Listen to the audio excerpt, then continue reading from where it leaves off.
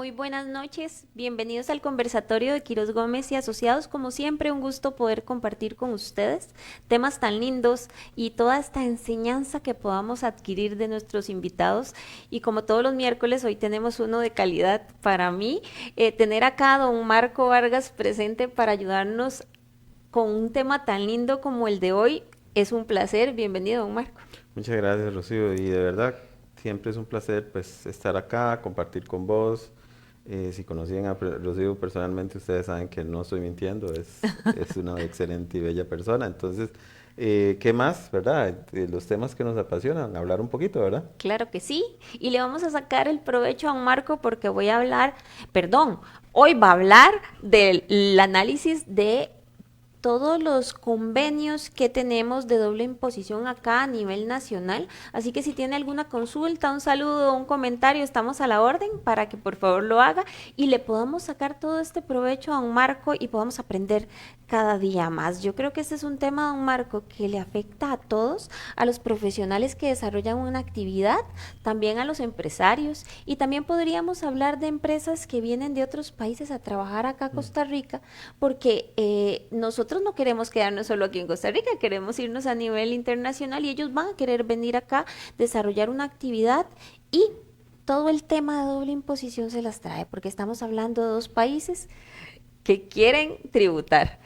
Sí, correcto. Vamos a ver, tal vez iniciar ahí, Rocío, con hablar un poquito precisamente de qué es un convenio de doble Claro. imposición, ¿verdad? Y de alguna manera con esto dar alguna pauta, digamos, respecto al tema que vamos a conversar. Primero hay que decir que vos lo dijiste claramente, ¿verdad?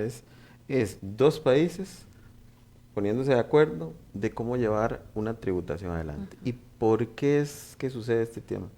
Por una razón muy sencilla. Hay que recordar que hoy estamos en un mundo globalizado y yo no sé si sabes este dato, ¿verdad? Desde que hemos tenido los avances tecnológicos hace tal vez 20 años, era muy normal hablar de transnacionales. Y entonces uno se imaginaba esas empresas grandes que están en varios países, etcétera, etcétera.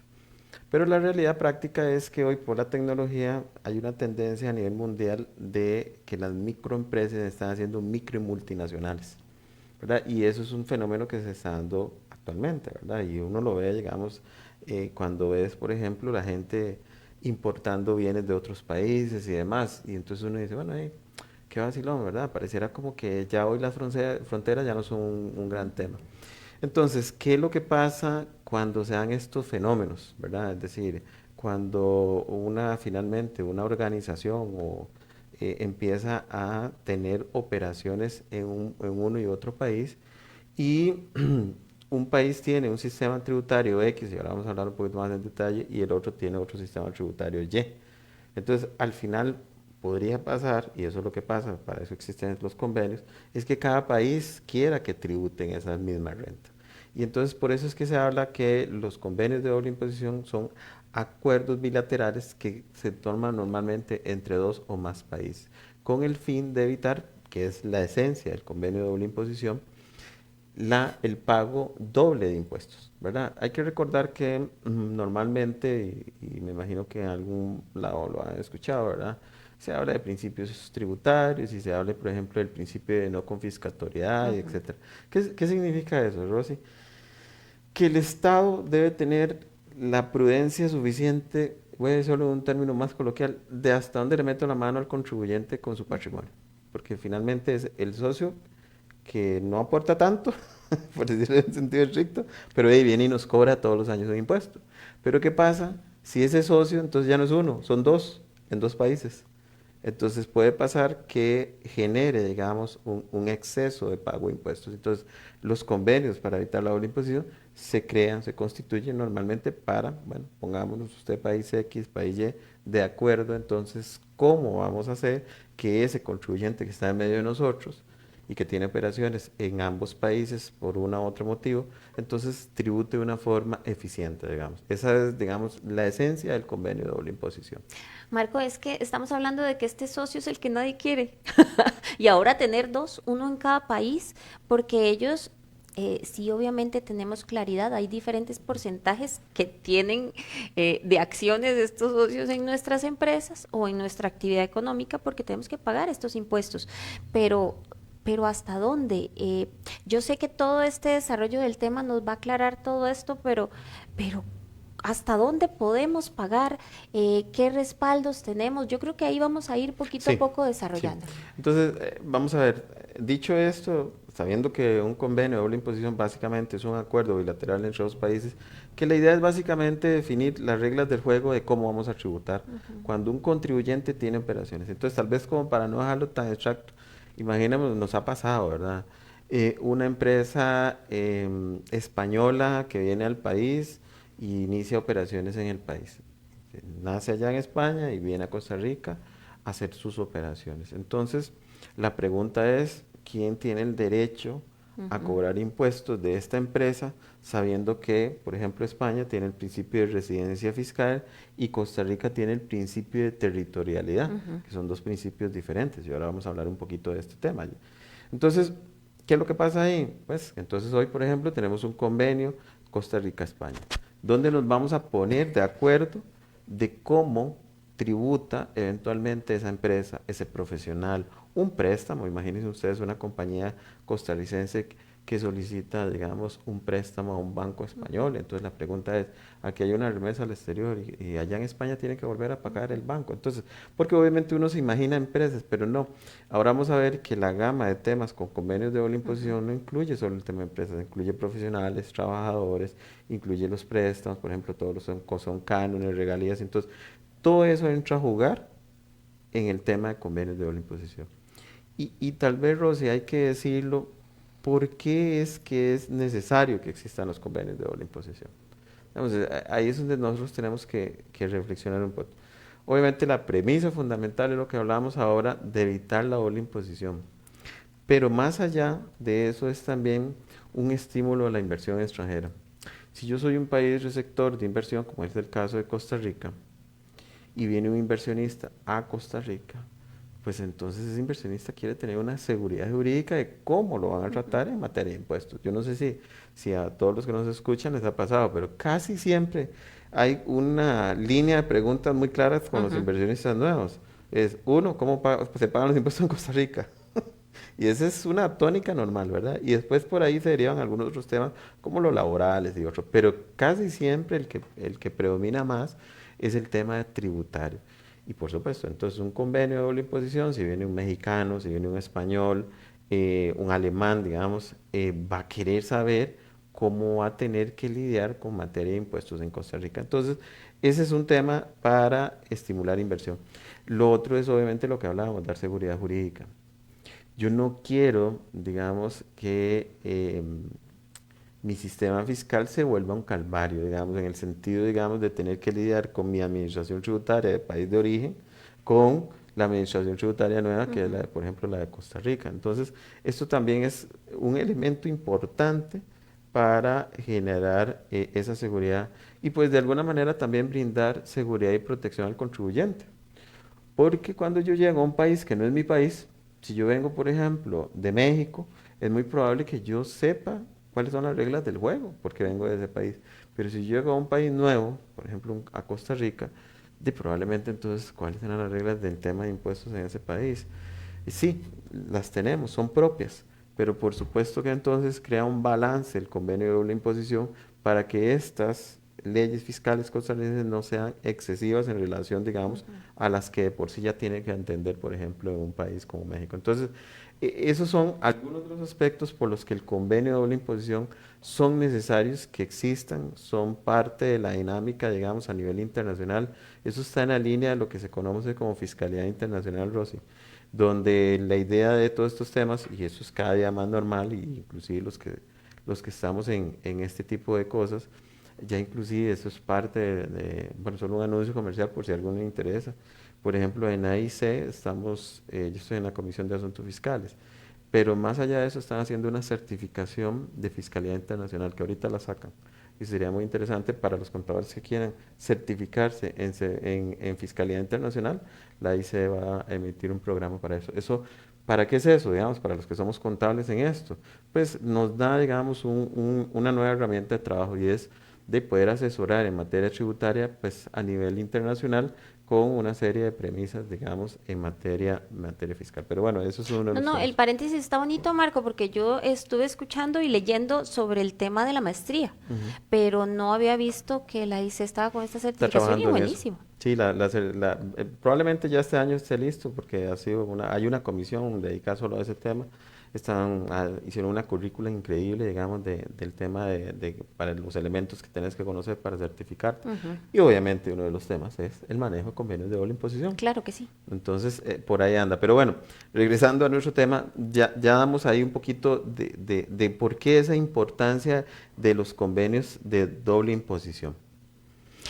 Marco, y es que queremos traer inversión aquí a nivel internacional, ¿verdad? Y obviamente teniendo profesionales calificados para poder asesorar sobre estos temas, pero también tener claro que cuando viene un cliente y nos pregunta cómo está la parte tributaria acá en Costa Rica, tenemos que saber este tema. Este tema no es solamente para contadores, ¿verdad? Es No. también un tema para empresarios y para las personas que quieren invertir o las personas que quieren ir a trabajar en otros países, porque aquí estamos hablando no solamente del tema de la ley, sino también de la jurisprudencia y todo lo que nos respalda. Correcto, vamos a ver, y tal vez solo algo que no mencioné antes, pero hay Ajá, que recordar dónde se ubican los convenios de doble ajá, imposición, ¿verdad? En la jerarquía normativa, recordemos que tenemos la Constitución como primer elemento y después normalmente se habla de las leyes, ajá. pero antes de eso están los convenios de doble imposición, Ujú. digamos, los convenios en general, entran los convenios de doble imposición, es decir, están sobre una ley los convenios. Entonces, obviamente, por eso es que se habla de brindar seguridad a los residentes, porque precisamente la idea es que estas personas no sea tan fácil, digamos, modificarle las reglas del juego, sino de tener obviamente un grado de certeza sobre cómo Ujú. van a tener que tributar en Costa Rica. Por eso es que los convenios están sobre la ley. Entonces, eso es un aspecto que tenemos. Tal vez, Rocío, como para ir hablando algunos conceptos importantes, digamos, en este sentido, hay que hablar de qué es residencia fiscal. Ujú. ¿Verdad? De alguna manera, cuando hablamos de este tema, no tocar esto es como no saber de qué estamos hablando. Yo soy residente de un país por nacionalidad, por ejemplo, es decir, nosotros somos costarricenses, etcétera. Pero hay elementos, nexos, digamos, que hacen que una persona sea residente fiscal en un país. Ujú. ¿Qué es este concepto? ¿Qué es este tema, digamos? Bueno, cada país establece una serie de reglas para definir cuándo considera una entidad o persona residente del país desde el punto de vista fiscal. Y entonces, eso va a depender muchísimo del sistema tributario que tengan. Entonces, cuando se habla de convenios de doble imposición, es que pueden haber situaciones que creen lo que se conoce como una residencia dual. ¿Qué es eso? Bueno, básicamente es, Rosy, que por ejemplo, te voy a dar un caso de situaciones que la administración tributaria iba abordando o que tenemos normalmente. Imagínate vos un español que viene a Costa Rica, Ujú. ¿verdad? Que no es residente, hablando desde el punto de vista local, pero está aquí haciendo algún negocio, tiene su empresa y esa empresa da utilidades y tiene que hacer una distribución de dividendos. Entonces, la pregunta, ¿cuál es el criterio que tiene España para los residentes españoles? Bueno, es el principio de residencia mundial, renta mundial. Entonces, cada renta que reciba ese español debería tributar en España. Entonces, si recibe un dividendo de una empresa costarricense, que es donde él es socio, tiene que pagar impuestos en España. Ujú. Pero en Costa Rica, pues también. También porque la empresa es local y nuestro principio es la territorialidad. Entonces, eso es lo que se conoce como una residencia dual, es decir, tiene una obligación fiscal en España y tiene una obligación fiscal en Costa Rica. Entonces, ¿qué hace el convenio ahí? Poner las reglas del juego y decir, bueno, entonces, por ejemplo, una retención del 15% de los dividendos, ¿cómo la vamos a partir el ayote? ¿Usted cuánto se va a bajar Costa Rica Ujú. y usted cuánto se va a bajar España? Eso es básicamente. Y vean ustedes entonces que el concepto de residencia dual tiene que ver más cómo un país determina que es residente fiscal, por ejemplo, en el caso de los estadounidenses que tienen el principio de nacionalidad, un estadounidense El sistema de impuestos de ellos lo sigue a donde sea, mientras que la residencia de ellos sea estadounidense. No importa, porque es el principio de nacionalidad. Hay solo 3 países que tienen ese principio: es Cuba, Filipinas y Estados Unidos. Es decir, nació estadounidense y puede irse a cualquier parte del mundo, que siempre va a tener que pagar impuestos en Estados Unidos por las rentas que genere. En otros países, en la gran mayoría, tienen un concepto de residencia, y eso es que mientras que la persona sea de una residencia X, española, alemana, etcétera, si no cambia su residencia va a tener que tributar en ese país, tema que le pasó a Shakira. No sé Ajá. si viste el caso, es un caso como muy famoso, digamos, como para explicar un poquito de eso. A Shakira lo que le pasó es que ella va, le hace un juicio, y no sé si viste, que hacen hasta memes en ese sentido, y parte de la situación que ella tuvo es que ella alegaba que no era residente española, ¿verdad? Hay reglas para saber cuándo es residente. Una de esas reglas es el tiempo que estás dentro del país. En Costa Rica es 6 meses en general. Entonces, la administración tributaria española logró demostrar que ella sí estaba normalmente viviendo en España y Ujú. tenía. Entonces, por eso ellos dicen, bueno, entonces sus rentas que usted hizo en el exterior, usted tiene que pagar aquí. Y entonces de ahí nace, digamos, el tema de residencia. Y en el caso de Costa Rica, tenemos un criterio, y nada más para hacer una observación, cuando se habla del criterio de residencia es un criterio subjetivo, es decir, es la persona, vos sos residente español. Costa Rica tiene un criterio de territorialidad y eso es un criterio objetivo. ¿Por qué? Porque no me importa si usted es costarricense, estadounidense, no me importa la condición migratoria que tengas. Si está desarrollando actividad económica en Costa Rica, tienes que pagar impuestos en Ujú. Costa Rica. Ese es, digamos, para explicar por qué es que nace, esa es la génesis de los convenios de doble imposición. Hay un tema, digamos, Rocío, que se habla a nivel internacional. Cada país tiene su soberanía para determinar el sistema tributario. Entonces, ¿qué significa eso? Bueno, que cada país establece sus reglas, pero a la postre, entonces tenemos países con distintas reglas del juego en materia tributaria, y ahí entra entonces donde el contribuyente queda inmerso en esa situación y tiene entonces que lidiar con 2 sistemas tributarios. Marco, tendríamos una diferencia acá entre lo que es la residencia a nivel persona física o persona jurídica. Sí, vamos a ver. Ahorita, digamos, si nos vamos a la ley de impuestos de renta, Ujú. propiamente hablando de Costa Rica, y ahora vamos a ver un caso interesante, la ley de impuestos de renta establece algo que se llama establecimiento permanente, Ajá. digamos.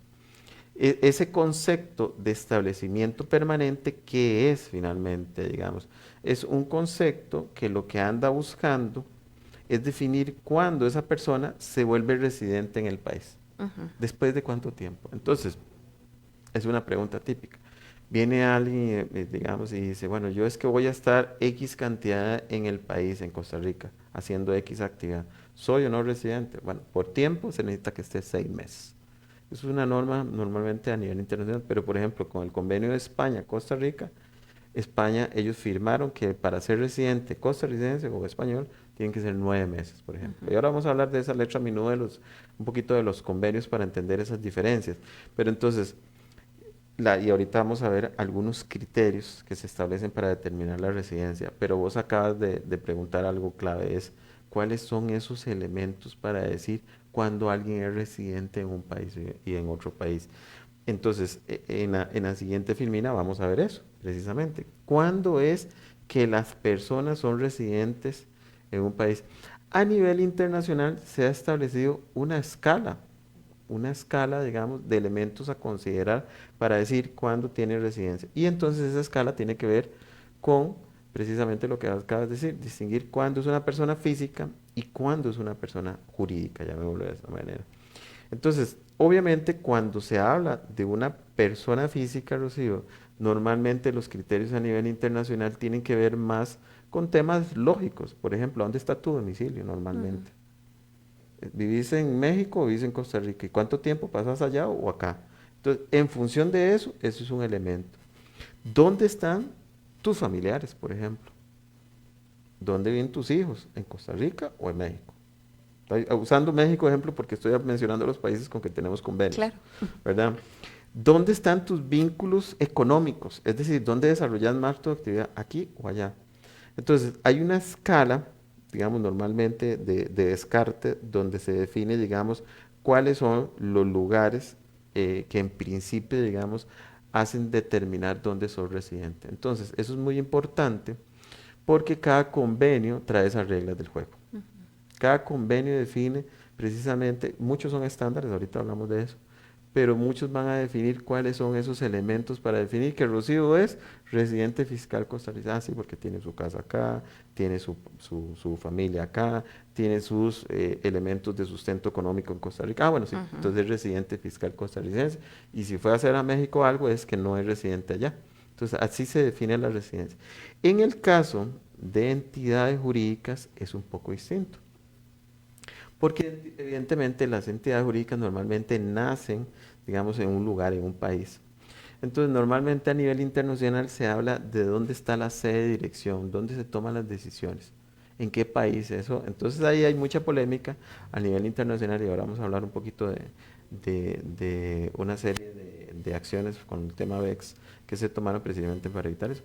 Porque entonces yo era muy sencillo, constituir una sociedad en un país determinado y de alguna manera entonces yo decía, mi residencia fiscal está en ese país que tiene una tributación muy baja. Entonces con eso lograba, digamos, generar ahorros fiscales. Entonces la parte de sociedades se define precisamente dónde se constituye la sociedad, normalmente dónde está la sede de dirección efectiva. ¿Y qué quiere decir el tema de sede de dirección efectiva? Es decir, dónde se toman las decisiones, dónde están las personas, la junta, los socios, dónde están normalmente direccionando el tema. Entonces, esa es parte, digamos, de los elementos sobre los que se define cuando usted es residente de un país o otro. Cada convenio trae las reglas del juego con ese sentido. Tiempo, condiciones, elementos, digamos, jerarquía para definir dónde estás como residente de un país o otro. Entonces, esos son los criterios que se utilizan para definir un residente a nivel internacional. Pero entonces estaríamos hablando de que todas estas reglas se plasman en estos convenios. ¿Qué sucede con los países que no tenemos convenio? Esa es la parte más complicada. Ahora vamos a hablar de ese tema, digamos. Nosotros, nuestra red de convenios no es muy grande, la verdad. Somos 4 convenios los que tenemos nosotros. Y entonces ahí tenemos un problema a nivel práctico, digamos. Ya algunas personas ya han dicho, inclusive a nivel de la asamblea y a nivel de especialistas en derecho, es necesario ampliar la red de convenios. Esto es una decisión política ya más que técnica complicada, porque finalmente un convenio, Rocío, si me he explicado bien, has visto que es como, pongámonos de acuerdo, entonces, ¿con qué te quedas vos y con qué me quedo yo? Sí. Y como somos un país receptor de inversión, normalmente queremos que todo quede aquí, ¿verdad? Entonces no Sí. queremos compartir de alguna manera. Entonces eso hace que sea un poquito complicado para los países con que no se tiene convenio. ¿Por qué? Porque pasan situaciones de doble imposición. Por ejemplo, aquí pasa muchísimo en Costa Rica con toda el área centroamericana, Rocío. Si vos sos una empresa costarricense que estás haciendo actividades en Nicaragua, en El Salvador, en Guatemala, etcétera, ¿qué es lo que pasa? Facturadas aquí y no sé, por ejemplo, te doy un caso práctico. Tuvimos una agencia de publicidad que hacía servicios aquí y en todo el área.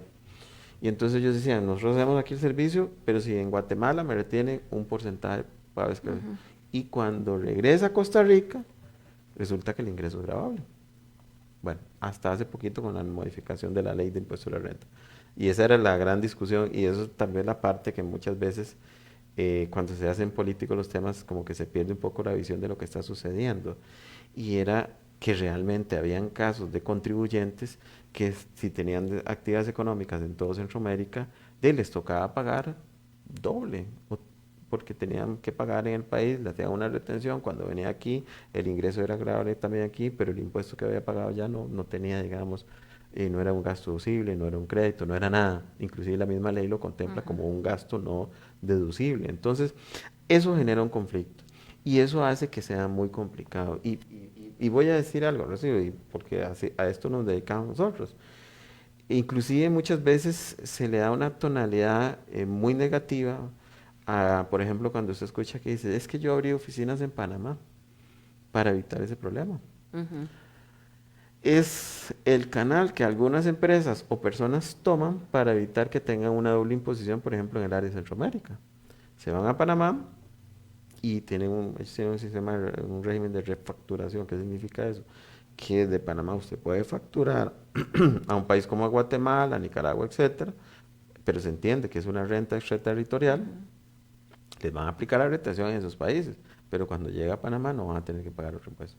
Entonces estaba ese conflicto. Digamos que hoy vamos a ver cómo funciona, porque hay que recordar que es este año 2024 donde la modificación legal sobre el principio de territorialidad inició.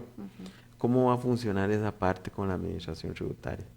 Porque es un gran tema a discutir, es decir, efectivamente yo no digo que no haya contribuyentes abusando de todos estos temas, pero también hay que decirlo, habían contribuyentes en una situación muy compleja donde les retienen impuestos de una parte y también tienen que pagar impuestos en Costa Rica. Algunos tal vez que estaban disfrutando de los beneficios y otros que se veían perjudicados. Pero, ¿qué tipo de ingresos tenemos nosotros acá aplicados en todo este tema de la doble imposición? Es interesante, normalmente los convenios de doble imposición van a tener dos grandes aristas, digamos, hay más, pero digamos que los que se destilan a nivel mundial es el modelo de la OCDE, digamos, los modelos de convenio de la OCDE y los modelos de convenio de la ONU. Hay, también en Sudamérica tiene su modelo, pero ya casi está en desuso. Esos dos son los modelos. Costa Rica, al ser miembro de la OCDE, usa los modelos de convenio, la OCDE propiamente. ¿Por qué te menciono eso primero a la pregunta que vos me dijiste de los ingresos? Porque esos modelos normalmente es pongámosle un término tico, un machote, Sí. ¿verdad? Es un machote de convenios, un Sí. contrato. Y entonces ahora vamos a ver las partes un poquito de un convenio. Normalmente va a definir quiénes son los países que intervienen, cuáles son los impuestos que intervienen Ujú, y cuáles son precisamente las rentas que quieren regular en ujú, eso. Entonces normalmente vas a encontrar las rentas de beneficio empresarial, le dicen ellos, que son para efectos de nosotros, las empresas y sus ingresos, digamos, los servicios profesionales, los intereses, los trabajadores, los cánones y regalías y, dicen los convenios, normalmente incluyen otros ingresos. Es decir, los convenios tratan de abarcar todo eso. Pero ¿por qué es tan importante este tema, Rocío, de los ingresos? Porque ahí es donde normalmente hay discusión con las administraciones tributarias. ujú. Tal vez me voy a adelantar y voy a dar algunos ejemplos de situaciones que han pasado aquí en el país. Una empresa, por ejemplo, contrata México, digamos, una empresa costarricense contrata una reclutadora mexicana, una empresa, y entonces le preguntan a la administración tributaria. El convenio dice que cuando no hay establecimiento permanente aquí, ahorita vamos a ver qué es ese concepto, pues yo no tengo que aplicar retención, sino que en México van a pagar impuestos. Pues la administración tributaria dice no, porque el convenio usa un concepto de persona y no usa el concepto de entidad. Entonces en la administración tributaria costarricense entendió en ese caso que es solo aplicable para personas, en el sentido de personas físicas. Lo que pasa es que es un concepto, digamos, Sí. que en México el concepto de personas se puede usar también para personas jurídicas, ¿verdad? Entonces, esos son los temas muchas veces que se llevan a la discusión. ¿Por qué es que se da esa discusión? Porque dependiendo de la tipología, podría ser un tipo de ingreso, en ese caso Hacienda dice, entonces no es un beneficio empresarial, es un servicio, entonces tiene que tributar en Ujú, Costa Rica. ujú. Entonces, es muy importante y esa es la parte de los convenios. Cada convenio, a pesar de que, como les decía, es un machote, si queremos llamarlo de una manera, es un machote guía. ¿Qué significa eso? Que es un contrato que normalmente, Rocío, si ahí se sientan las partes a definir específicamente precisamente eso. Bueno, usted y yo pongámonos de acuerdo y definamos qué es un beneficio empresarial, usted y yo definamos qué son intereses, usted y yo definamos qué es X y Y cosa. Y sobre esa línea pequeña es donde yo tengo que entender, digamos, cómo funcionan las reglas del juego. Por ejemplo, voy a adelantarme tal vez a algo que está más adelante. El convenio con México, por ejemplo, en el caso de intereses, dice que están exentos los intereses, pero de unas entidades bancarias específicas de México, con nombres y apellidos, como que nosotros digamos, los intereses que vienen del Banco Nacional, los intereses que vienen del Banco Costa Rica, son los que están exentos. Todos los demás sí tienen que pagar una retención en Costa Rica. Entonces, a ese nivel, pero por ejemplo, el de España no lo define así. El de España dice, bueno, son aquellos que sean bancos o entidades reguladas en España. Entonces, vean ustedes que entonces el tema de los convenios es uno, digamos, y tal vez para ir hablando de ese detalle, uno, definir, digamos, pues obviamente quiénes son los países que intervienen, dos, cuáles son los impuestos que abarcan, normalmente van a incluir el impuesto a las utilidades, el impuesto al patrimonio, si existiera, por ejemplo, en español habla de ese impuesto, Costa Rica no lo tiene, España sí lo tiene, las reglas del juego van a tener una serie de definiciones, y cuáles son los ingresos. Y van a dar una generalidad de cómo conceptualmente son esos ingresos. Y ahora vamos a ver un poquito de ese tema. Y, entonces, esa es un poquito más o menos la lógica del convenio, ¿verdad? Es un acuerdo realmente, ¿verdad? Sentémonos, definamos, pongamos las reglas de cómo vamos a tributar de alguna manera. Ese es, digamos, el proceso que normalmente lleva un convenio de doble imposición. Y tiene bastantes puntos porque realmente si nos equivocamos, ahí es donde vienen las consecuencias por una mala asesoría.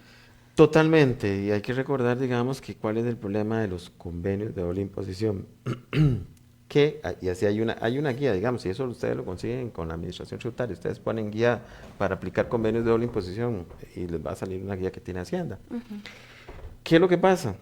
Que la misma Hacienda es lo primero que dice en la guía. Usted no es que el convenio, pues, Sí. la gente cree que el convenio hay que hacer algún proceso de administración tributaria propiamente.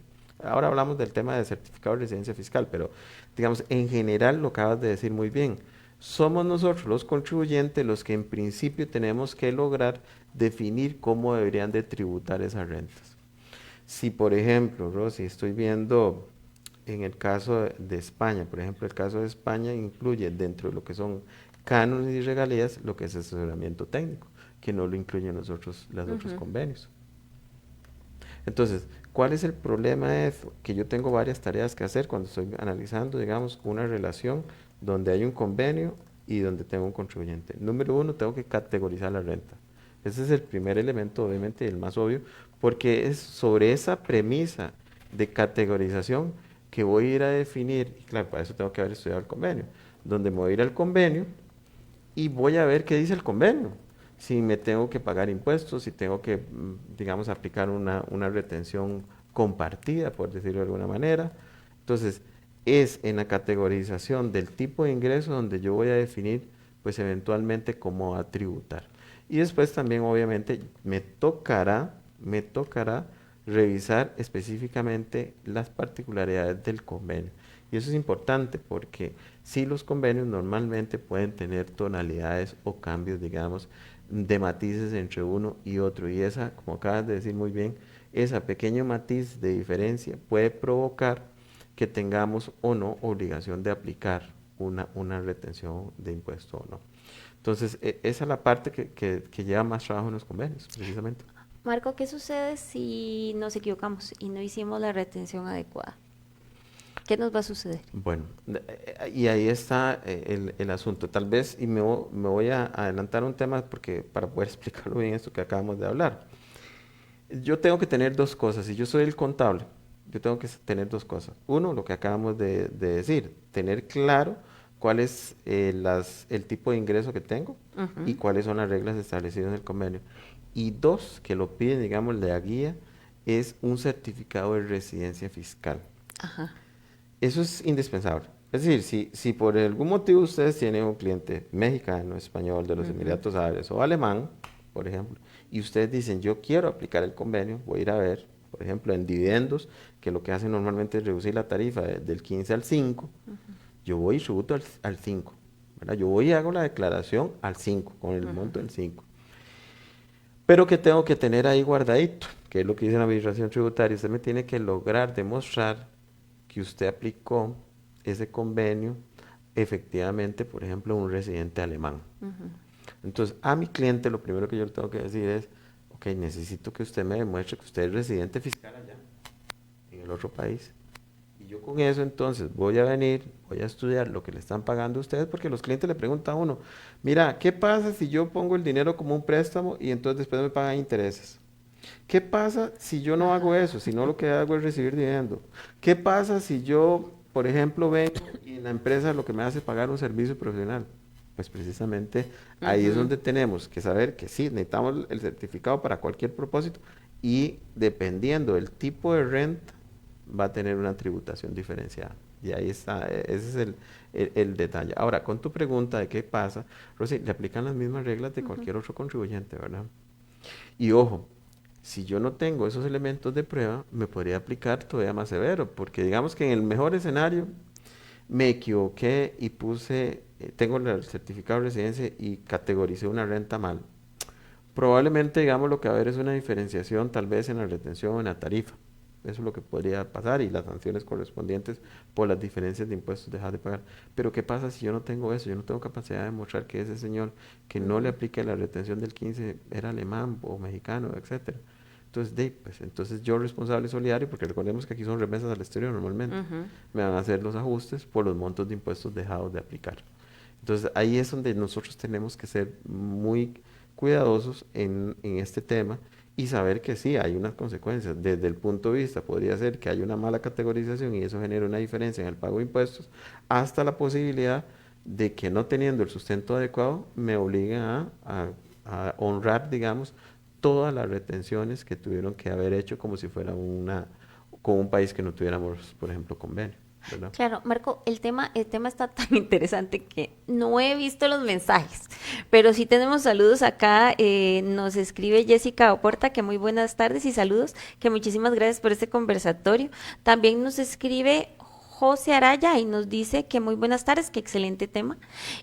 Por ahí tenemos a Carlos Quiroz que dice un saludito ahí a don Marco que nos está acompañando, que excelente tema. Ah, también me está saludando a mí, obviamente, Carlos Quiroz me tenía que saludar. Queremos saludar también a Susana y a Nancy que nos acompañan para poder ver este tema.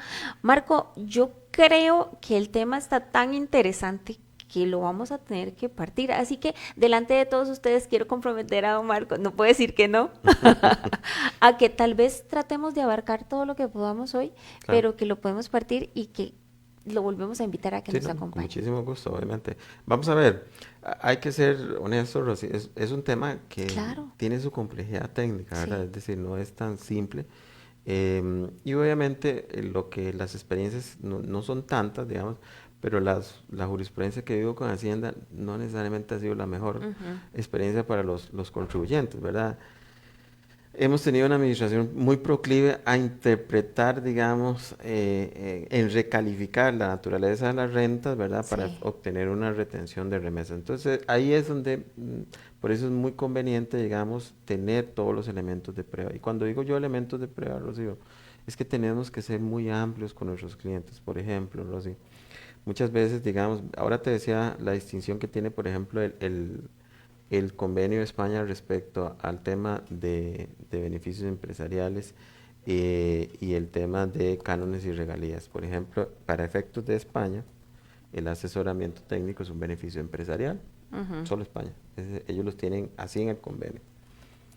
Entonces, ¿qué es lo que pasa con este tema? Que en principio, por ejemplo, ahí yo no tengo que aplicar una retención en Costa Rica. Pero ¿qué es lo que yo sí debería tener claro si yo soy el contador que estoy revisando ese tema? Es decir, deme un contrato, demuéstreme que realmente la ujú. calificación que le estamos dando a esa renta tiene sentido. Entonces, no es solo un tema de decir, mira, es que a mí me parece que es como de este color y creo que es así. No, ahí es donde yo sí tengo que de hablar con mis clientes, porque recordemos los ingresos, nada más para recordar eso. Beneficios empresariales, servicios profesionales, asalariados, intereses, dividendos, rentas de capital Ujú. y otros ingresos. Y va a depender de esa calificación donde yo tenga que tributar. Entonces, uno de los temas que yo tengo que abordar, profundizar bastante es precisamente en cómo calificar la renta, pero eso lo hago con los contratos, con las disposiciones, con el tipo de servicio o actividad que esté desarrollando. Hay unos muy obvios, ¿verdad? Si yo tengo un préstamo, pues no es tan difícil de entender, pero por ejemplo en uno de los convenios se habla que todo tipo de financiamiento, incluidos los que deriven de un rendimiento de el acreedor. ¿Qué significa eso? Por ejemplo, los bonos. Cuando una empresa emite un bono y dice, bueno, yo voy a decir que a usted le voy a pagar intereses en función de lo que reditúe mi empresa.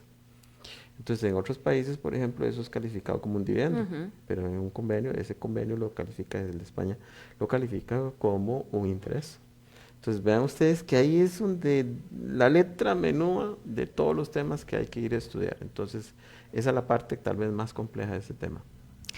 Marco, hablemos un poquito más sobre toda esta estructura que tienen los convenios Ujú, para ver si nos queda claro todos los puntos que no se nos pueden escapar, claro. porque se nos escapan. Usted dice, bueno, y entonces nos van a hacer el cobro de esto que no retuvimos y también nos van a cobrar todos los intereses y esperemos que no haya ningún tema de montos extra grandísimos, ¿verdad? Que nos puedan afectar económicamente a nivel empresarial y hablemos de esos contadores que pueden hasta poner en riesgo su trabajo Sí, y sus servicios por esto. ok.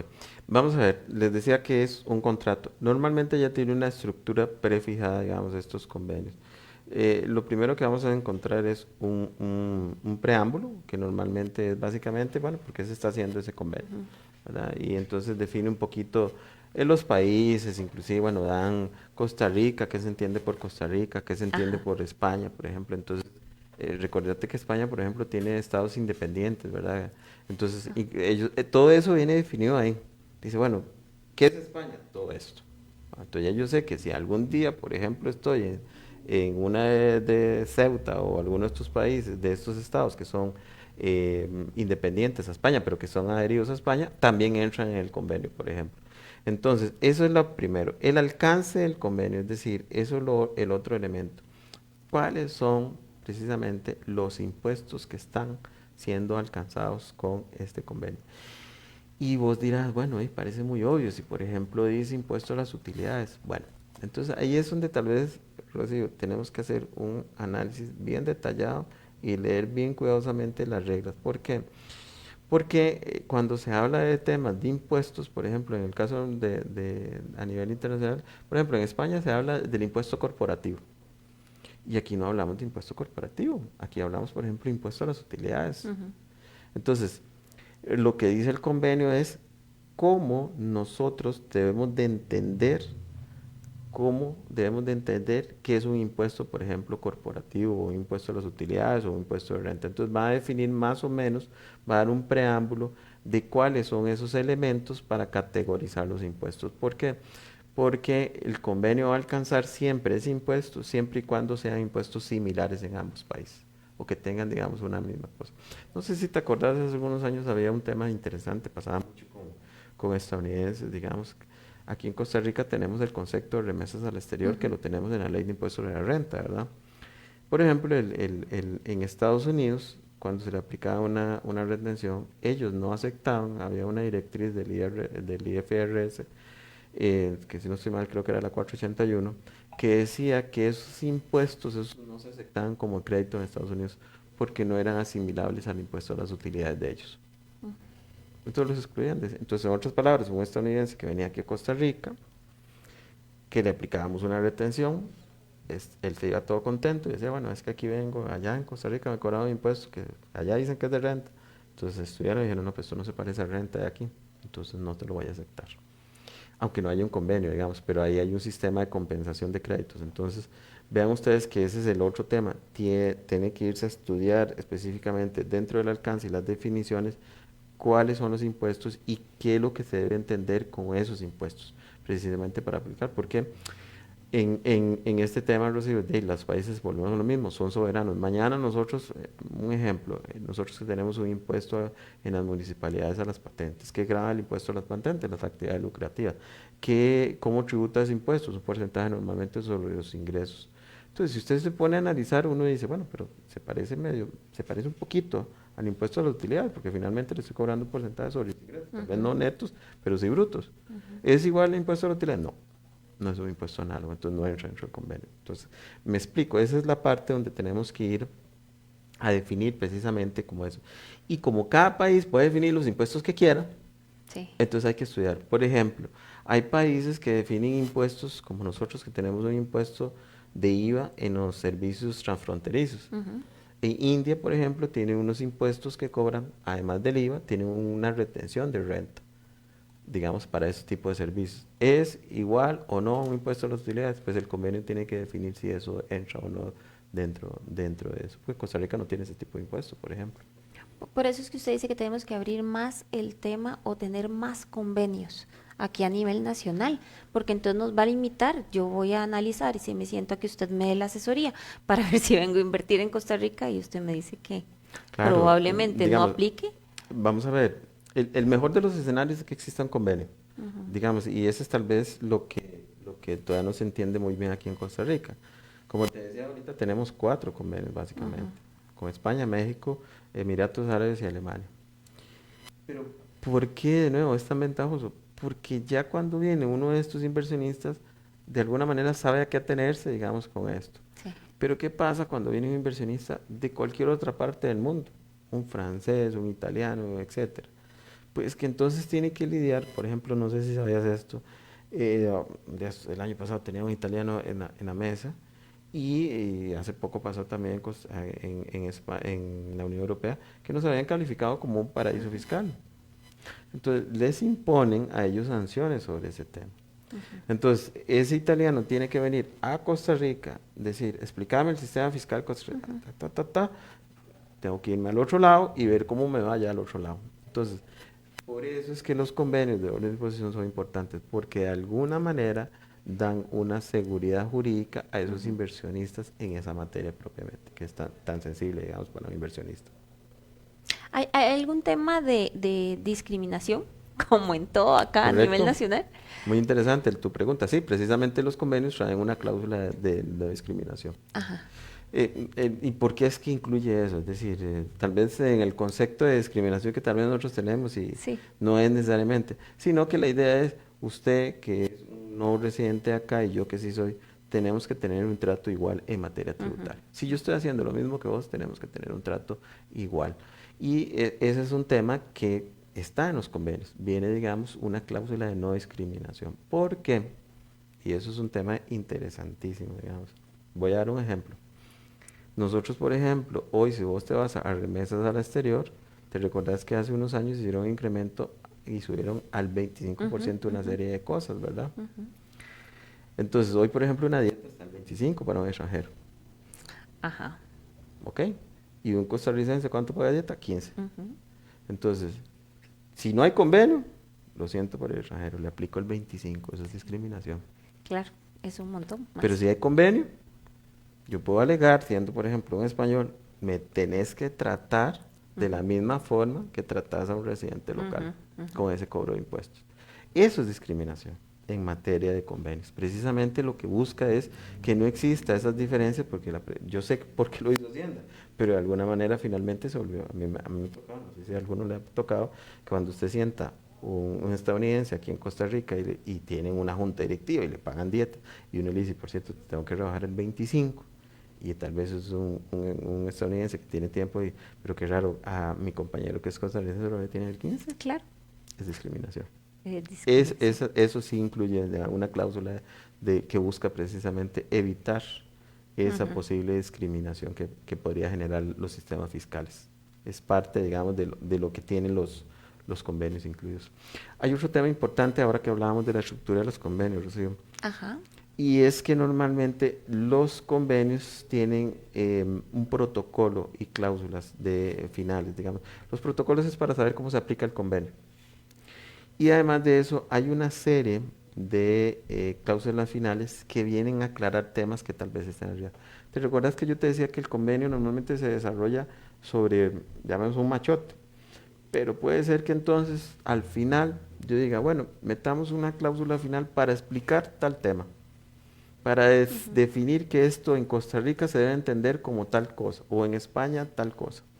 Entonces, es importante que cuando estudiemos esto no nos quedemos con solo la letra de ir a definir, bueno, vamos a ver qué es un beneficio empresarial, ya lo entiendo, vamos a ver si abajo, por ejemplo, las cláusulas finales, las definiciones o el protocolo establecen algo adicional para considerar respecto al tema de beneficio empresarial.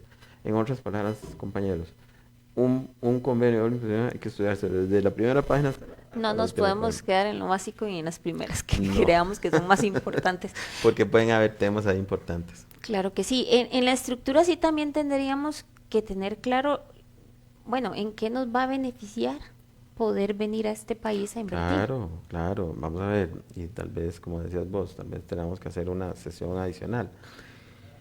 Recordemos que en algún momento, y esto es algo de adelante, pero para explicar eso que me estás preguntando, la OCDE se crearon unas acciones que te recordás que se llaman BEPS, Ajá. ¿verdad?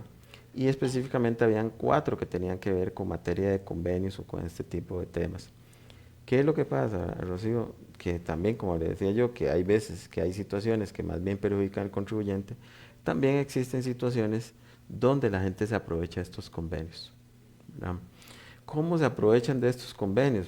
Normalmente aquí en Costa Rica creo que no tendríamos normalmente este caso, pero países con gran cantidad o una gran red de convenios, por ejemplo España o México mismo, digamos que tienen 80, 90 convenios para evitar la doble imposición. Entonces, ¿qué es lo que hacen las personas, verdad? Que eso se llama abuso del convenio, crear entidades jurídicas en distintos países precisamente para ir pasando dinero de un lado a otro sin tener que tributar, ¿verdad? Entonces, ¿puede existir abuso de los convenios? Sí, claro, puede haber abuso de los convenios. Y es precisamente uno de los temas que ahora más adelante hablaremos, y es un acuerdo que firmamos en el 2019 a nivel internacional, donde la OCDE está, si queremos llamarlo, homologando, eliminando las prácticas, digamos, nocivas que existían antes para evitar este tipo de abusos. Ahí ahora si quiere hablamos un poquito de este tema, pero ¿cuál es el punto ahí? Lo que acabas de decir, el convenio es beneficioso porque me establece las reglas del juego. ¿Puedo tener beneficios? Por supuesto. Digamos, cuando usted habla, por ejemplo, con un cliente, un español, y le dice, mira, la retención que te vamos a aplicar de dividendos es el 5% Costa Rica, que es salvado, no es el 15%, porque eso le genera a él, digamos, un espacio, digamos, para ir después a tributar en España. Pero lo que sí es importante es que sí hay beneficios, obviamente, a eso, y es que no se exceda, digamos, el pago de impuestos. Esa es la parte, digamos, que busca el convenio en esencia.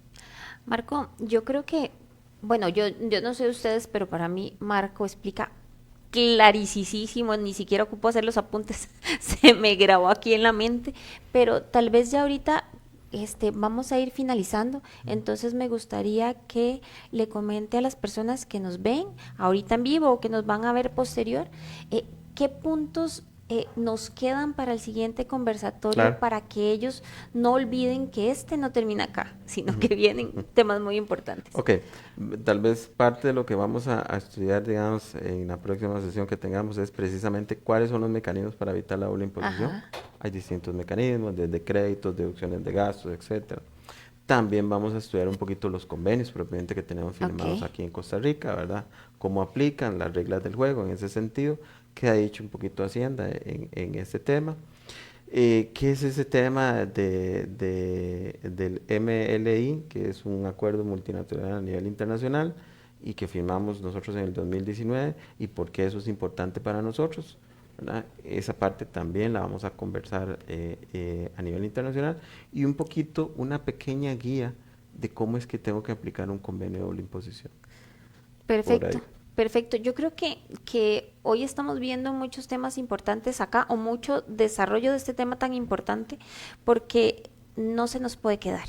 Es algo que tenemos que contemplar inclusive en estas fechas. Marco, estamos terminando el 31 de enero, el primer mes en donde están trabajando muchos contadores y muchos empresarios sobre la revisión que hacen de que no se nos haya escapado nada en este cierre fiscal. Bueno, estos son puntos importantes. Totalmente, Rocío. Recordemos, digamos, cuando hablábamos ahora, que los convenios son amplios de incluir todos los tipos de renta. Dentro de eso, los beneficios empresariales, que debemos de entenderlo como los de ingresos, utilidades, Claro, etcétera, ¿verdad?